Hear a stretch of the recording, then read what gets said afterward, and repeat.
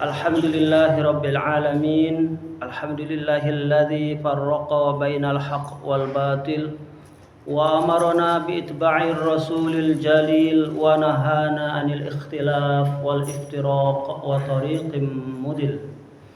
Ashhadu an la ilaha illallah wahdahu la syarika lah wa ashhadu anna Muhammadan 'abduhu wa rasuluh.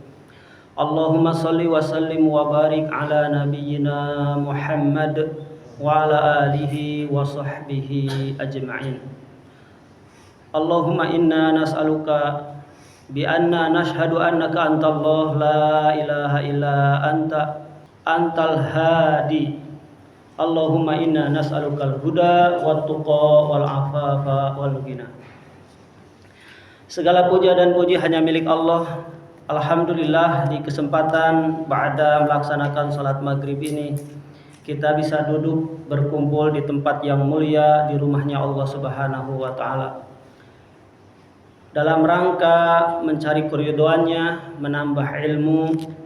Oleh sebab itu saya nasihatkan terkhusus untuk diri dan juga bapak-bapak yang hadir di sini, mari kita luruskan niat, di mana amal ini tergantung dengan niat, dan besar atau kecilnya pahala ditentukan oleh niat. Salawat beriring salam semoga tercurah kepada Nabi kita Muhammad sallallahu alaihi wasallam, kepada para keluarganya, sahabatnya, dan kepada semua umatnya yang istiqomah menjalankan apa yang diperintahkan Allah Ta'ala dan Rasulnya.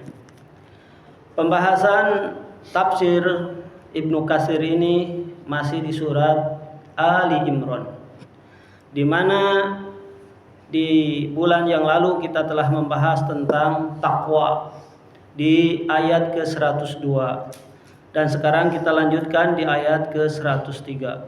A'udzubillahi minasyaitonir rajim.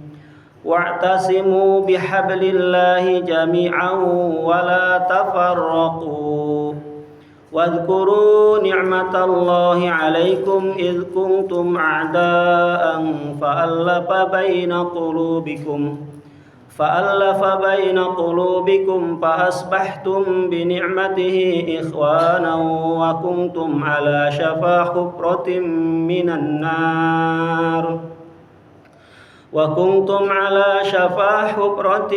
من النار فأنقذكم منها كذلك يبين الله لكم آياته لعلكم تهتدون. Wa'tasimu, dan hendaklah kalian berpegang teguh, berkomitmen, bihablillahi jami'an, kepada tali Allah secara kokoh, secara keseluruhan, secara universal. Wala tafarraqu, dan janganlah saling tafarraq, bercerai-berai. Firman Allah yang mulia ini dimulai dengan wa'tasimu, hendaklah berkomitmen, berpegang teguh, bihablillahi, dengan tali Allah. Apa yang dimaksud dengan tali Allah? Ai biahdillahi, dengan janji Allah. Jadi bihablillah, tali Allah, ada beberapa tafsir. Yang pertama adalah biahdillah, dengan janji Allah. Allah telah berjanji lewat apa? Tentu semua janji Allah ini telah diutarakan, telah dituangkan di dalam Al-Quran, dan yang kedua telah dijelaskan, telah disampaikan oleh Nabi kita Muhammad sallallahu alaihi wasallam.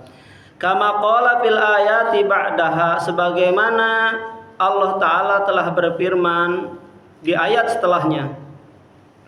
Duribat alaihimul zillatu, kamu semua akan ditimpa sebuah kehinaan, aina ma suqifu, di mana saja berada. Tidak di timur, tidak di barat, tidak di utara, tidak di selatan. Semua manusia ini akan ditimpa yang namanya zillah, kehinaan. Illa bihablillahi, kecuali manakala memegang teguh dengan tali Allah. wa hablim minan nasi, dan juga berpegang teguh dengan tali manusia. Kalau tali Allah tadi sudah disebutkan, tafsir pertama adalah janjinya. Sedangkan tali sesama manusia adalah janji, komitmen yang sudah dibuat kesepakatannya. Jadi suka ada di mana laki-laki itu yang dipegang apanya? Ucapannya. Laki-laki di dalam Al-Quran disebut rijal. Nah, rijal di dalam Al-Quran ada beberapa makna. Makna pertama, bahwa yang disebut dengan rijal, laki-laki itu sosok penanggung jawab. Jadi kalau badannya besar, kekar, tapi tidak tanggung jawab kepada keluarganya, maka dia bukan laki-laki. Artinya bukan sebenar-benarnya laki-laki yang dimaksud oleh Al-Quran. Yang kedua, makna dari ar-rijal, laki-laki itu adalah pemakmur masjid. Pemakmur masjid. Sehingga di awal-awal tafsir surat Ali Imran, istri Imran, siapa istri Imran namanya? Ini kan yang ngikutin tafsir gimana? Istri Imran namanya Hannah. Imran tidak punya anak lama, dan Imran ini dia menjadi imam Masjid Al-Aqsa. Maka Hannah mengunjungi saudarinya, istrinya Zakaria. Imran dan Zakaria dia memakmurkan Masjid Al-Aqsa. Maka dia bernazarlah ketika di Masjid Al-Aqsa, Hannah ini, kalau saya dikasih anak, saya akan wakafkan untuk Masjid Al-Aqsa. Ternyata tidak lama dari nazarnya, hamillah istri daripada Imran. Tatkala lahir ternyata perempuan. Falamma wada'atha qalat Rabbi inni wada'tuha unsa. Ternyata wahai Rabb, apa yang sudah saya nadarkan, saya wakafkan untuk Masjid Aqsa ini, yang lahir ternyata perempuan. Sehingga perempuan tidak bisa menjadi pemakmur masjid. Jadi tafsir yang kedua, bahwa yang disebut dengan rijal, laki-laki ini adalah pemakmur masjid. Yang ketiga, yang disebut dengan rijal, laki-laki ini adalah pedagang yang tidak pernah lalai. Pedagang yang tidak pernah lalai. Jadi sebaiknya para lelaki ini pandai berdagang. Sekarang akhir zaman yang pandai berdagang itu siapa? Perempuan. Perempuan pandai berdagang dengan adanya media. Karena dengan ada media itu mudah. Cuma fitnah makin besar. Fitnahnya dengan adanya perempuan makin besar. Coba lihat di TikTok itu. Ya. Terus yang keempat, bahwa arti daripada rijal, laki-laki adalah sosok yang menepati janjinya. Sosok yang menepati janji. Itu adalah laki-laki. Baik. Jadi di mana saja berada, manakala dua ini tidak tercukupi atau salah satunya tidak dicukupi, maka dia mendapatkan kehinaan. Yang pertama, tidak berkomitmen dengan tali Allah, janji Allah. Yang kedua, tidak komitmen dengan janji terhadap manusia. Itu. Kalau janji kepada Allah Subhanahu wa taala, anta'buduhu wa la tusyriku. Hendaklah engkau beribadah kepada Allah dan jangan berbuat sekutu dengannya. Allah telah menjamin manakala tidak berbuat kesyirikan besar, menyekutukannya, niscaya akan diampuninya, seapapun dosanya. Dan yang kedua, manakala bisa mencukupi janji dengan manusia, sebab dosa terhadap manusia ini tidak akan diampuni kecuali antarodin, keduanya sama-sama ridho. Bapak mukul tiba-tiba ke sipulan, maka tidak bisa langsung bertobat kepada Allah,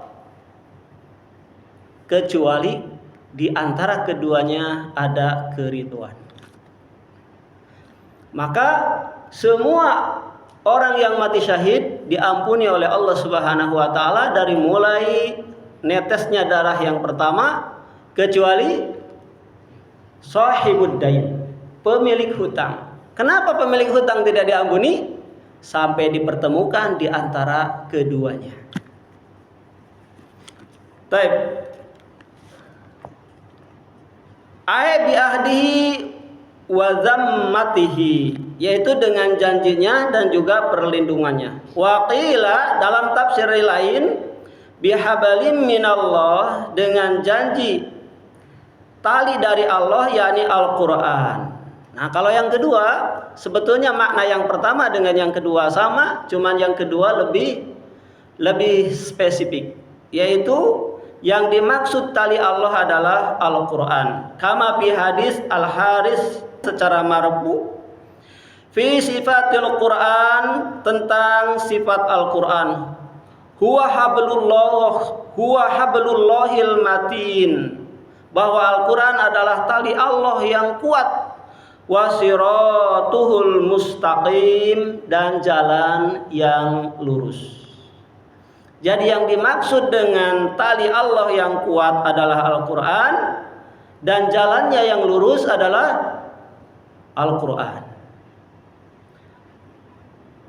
Walaqad warada fi dzalikal hadis khassah bihadhil makna, sebagaimana terdapat di dalam hadis secara khusus dalam makna ini, sebagaimana qala al-Imam Al-Hafidz Abu Ja'far At-Tabari, sebagaimana Imam Al-Hafidz Abu Ja'far At-Tabari berkata, an Abi Sa'id, dari sahabat Abi Sa'id, qala Rasul sallallahu alaihi wasallam, Rasul sallallahu alaihi wasallam telah bersabda, kataballahu huwa hablullah, Allah telah menetapkannya bahwa inilah tali Allah, al-mamdudu minas samai ilal ardi, tali yang membentang dari langit sampai ke bumi. Nah, bisa kita bayangkan tali yang kuat yang membentang dari langit sampai ke bumi, huwal Quran, itu adalah Al-Quran. Sehingga Al-Quran adalah bukan makhluk, tapi Al-Quran adalah kalamullah. Al-Quran adalah kalamnya Allah. Kemudian di dalam hadis yang lain dari Abdullah, semoga Allah meridai kepadanya, dia telah berkata, qala Rasul sallallahu alaihi wasallam, Rasul sallallahu alaihi wasallam telah bersabda tentang Al-Quran, inna hadzal qur'ana huwa hablullahil matin. Yang pertama, bahwa Al-Quran adalah tali Allah yang amat sangat kuat. Satu, wa huwa nurul mubin, Al-Quran itu seperti pelita yang jelas, seperti cahaya yang jelas. Kalau kita di kegelapan malam masuk hutan, maka memerlukan apa? Cahaya, memerlukan penerang. Seapapun bagusnya handphone, kalau tidak ada cahayanya, ya nggak akan bisa kebaca. Maka Al-Quran ini yang kedua adalah cahaya yang nyata. Jadi siapa orang yang berpegang dengan Al-Quran, maka dia seperti mendapatkan cahaya. Wa huwa syifaa'un nafi', dan Al-Quran adalah syifa, obat, nafi yang mujarab. Sehingga kata para ulama, siapa orang yang tidak bisa sembuh dengan Al-Quran, maka dia tidak akan sembuh. Untuk melihat, di pelajaran kemarin sudah dibahas di Riyadhus Shalihin, untuk melihat apakah hati kita ini berpenyakit atau tidak, lihatlah kepada Al-Quran. Kalau malas membaca Al-Quran, berarti berpenyakit hatinya.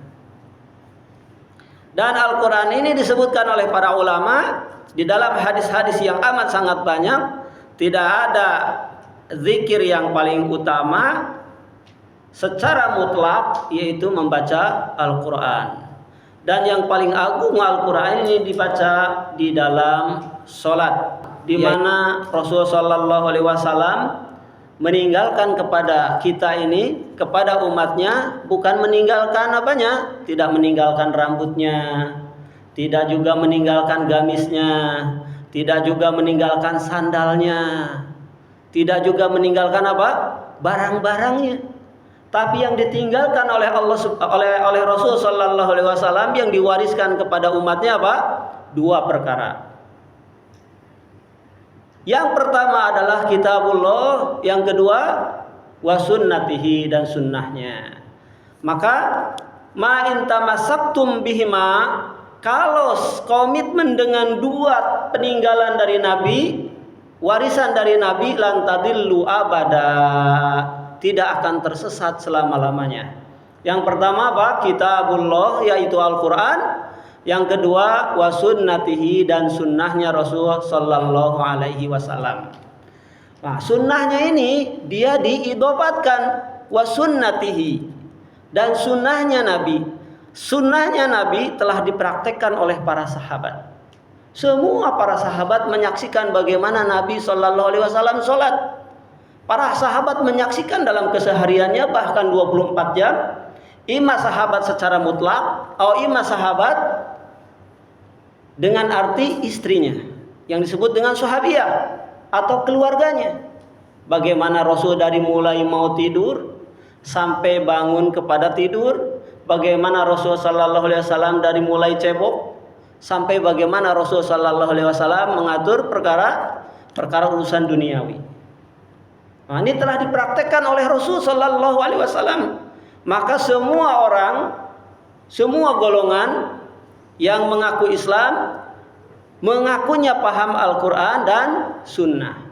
Nah, paham Al-Quran dan Sunnah maka harus dipahami bukan menurut versi fulan.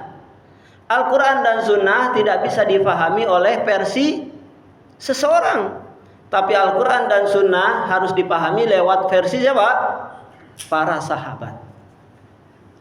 Siapa yang berbeda dengan para sahabat, niscaya dia telah menyimpang. Sebagaimana di pelajaran sebelumnya sudah disebutkan, sesuatu ibadah yang tidak dikerjakan oleh para sahabat Nabi, maka setelahnya bukan ibadah. Ini kaidah agung yang dibawakan oleh Ibnu Mas'ud radhiyallahu an. Bisa dilihat nanti di tafsir Ibnu Katsir di jilid ketiga surat An-Najm. Jadi sesuatu ibadah yang tidak dibawakan oleh para sahabat, tidak diamalkan oleh para sahabat, tidak dikenal oleh para sahabat, maka setelahnya bukan ibadah. Paham sampai sini ya? Ya, baik. Jadi ibadah dengan mengikuti Al-Quran dan Sunnah itu bukan versi organisasi, bukan versinya daripada seseorang, tapi versinya bifahmi sahabah, versi bagaimana para sahabat memahami Al-Quran dan Sunnah tersebut.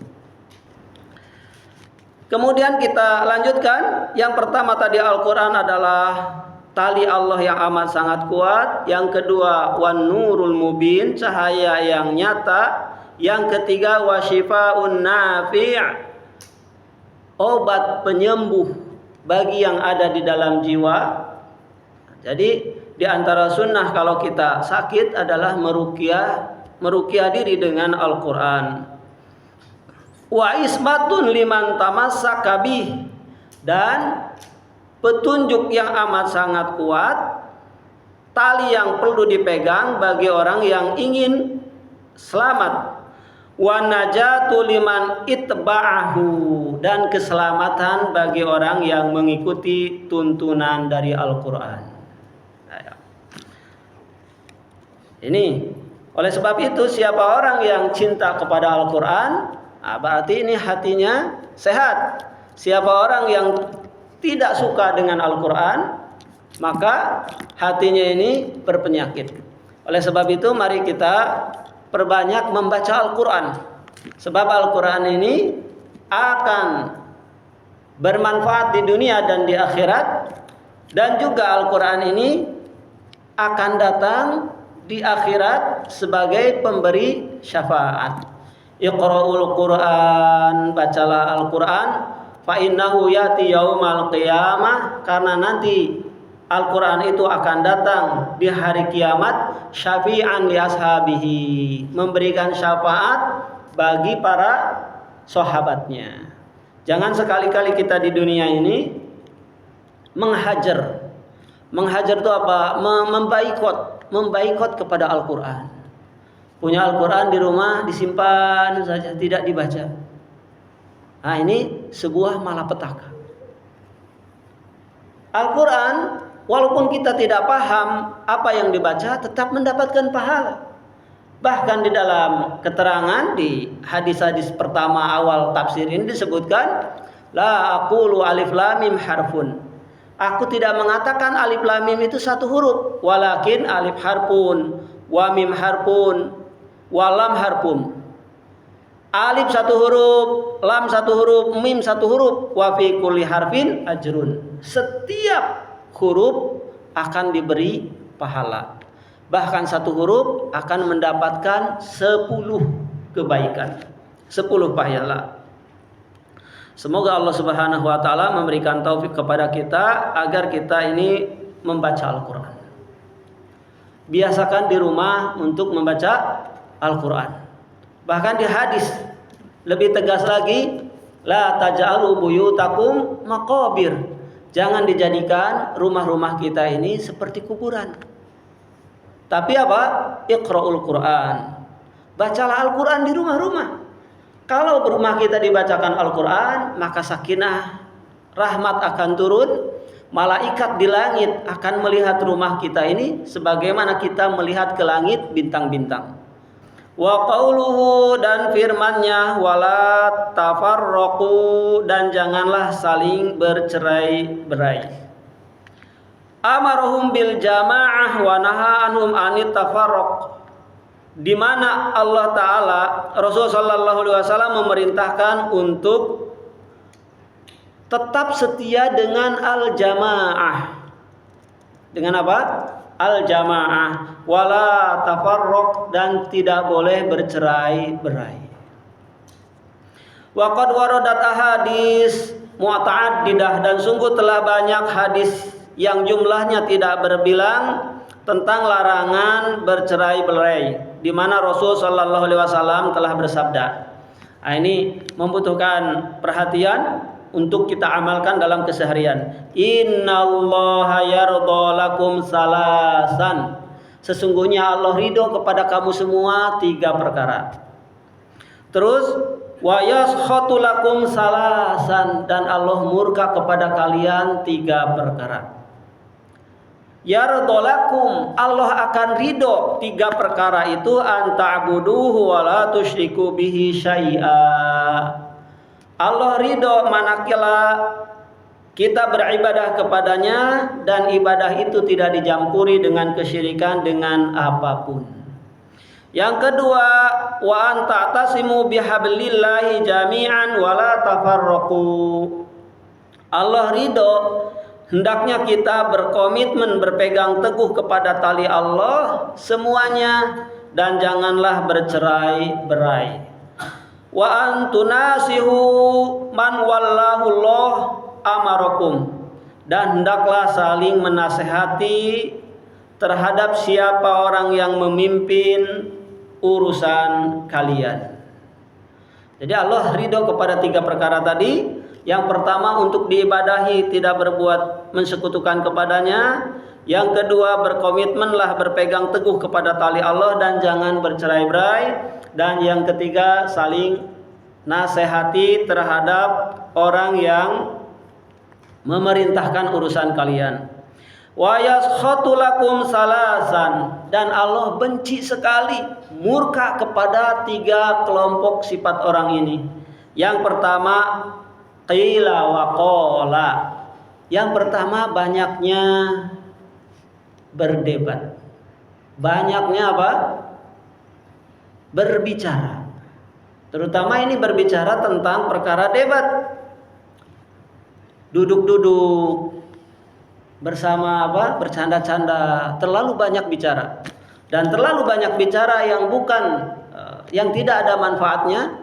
Bercerita tentang apa? Tentang mancing, tentang bola, sampai berjam-jam tentang politik.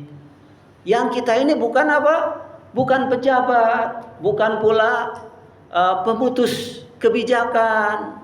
Bahkan tidak sedikit hanya gara-gara bercanda, hanya gara-gara duduk di gardu sambil main catur terjadi pertikaian. La haula wala quwata illa billah. Jadi qila wa qala, banyak bicara. Kemudian yang kedua, wa kasratu su'al, banyak bertanya. Banyak yang bertanya yang bukan bagiannya, tidak bermanfaat pertanyaannya. Kemudian yang ketiga, wa idha'atul mal, menyia-nyiakan harta. Baik, di sini saya bawa catatan sedikit di mana yang disebut dengan qala wa qila, qila wa qala. Banyak berdebat, banyak diskusi yang tidak ada manfaatnya. Di mana hadisnya diriwayatkan oleh Imam Abu Dawud, Allah Subhanahu wa taala menjamin surga bagi orang yang meninggalkan debat sekalipun dia benar. Ana zaimun bi baitin, aku menjamin rumah di tepian surga. Hanya gara-gara meninggalkan debat, perkataan yang tidak bermakna. Di sini Rasulullah sallallahu alaihi wasallam menyebutkan bahwa Allah menjamin, Rasulullah sallallahu alaihi wasallam menjamin rumah di tepian surga liman tarokal miro'a wa in kana muhiqqad, bagi orang yang meninggalkan debat sekalipun dia adalah di pihak yang benar, di pihak yang benar. Jadi ditinggalkan debat karena banyaknya berdebat, banyaknya berbicara, qila wa qala tadi mengeraskan kepada hati. Kemudian Allah Subhanahu wa taala lewat sabda Rasul sallallahu alaihi wasallam menjamin rumah di tengah surga sekarang. Kalau tadi di pinggiran, sekarang di tengahnya. Bagi siapa? Bagi orang yang meninggalkan dusta sekalipun hanya untuk bercanda. Ayo. Jadi orang yang meninggalkan dusta sekalipun untuk bercanda, kalau dia niatnya karena Allah Subhanahu wa taala, dia ingin jujur, maka dia akan dibangunkan rumah di tengah surga. Di dalam hadis yang lain, Rasul sallallahu alaihi wasallam bersabda, "Iyyakum bil kadzib." Waspadailah oleh kalian akan dusta. Waspadai akan dusta. Kalau sudah berdusta, jadi sekali berdusta, nanti kedustaan ini akan ditutupi oleh kedustaan berikutnya. Setelah kedustaan berikutnya ditutupi lagi dengan kedustaan berikutnya. Sehingga ditulislah di hadapan para malaikat bahwa orang ini adalah orang pendusta. Fa innal kadziba yahdi ilal fujur. Karena sesungguhnya dusta ini kalau keseringan banyak berdusta sehingga menjadi fujur. Fujur itu apa? Fujur itu adalah pendosa. Jadi orang yang banyak dosanya itu ya sering berdusta. Fa innal fujura yahdi ilan nar. Karena sesungguhnya dosa ini dia akan menyeretnya ke dalam neraka. Iyyakum bisidqi, peganglah, komitmenlah dengan kejujuran. Fa inna sidqa yahdi ilal bir, karena sesungguhnya kejujuran itu akan membawa kepada kebaikan. Wa innal birra yahdi ilal jannah, dan kebaikan itu akan membawanya ke dalam surga. Baik. Sebelum dilanjut, kalau ada yang mau bertanya dipersilahkan sambil saya minum.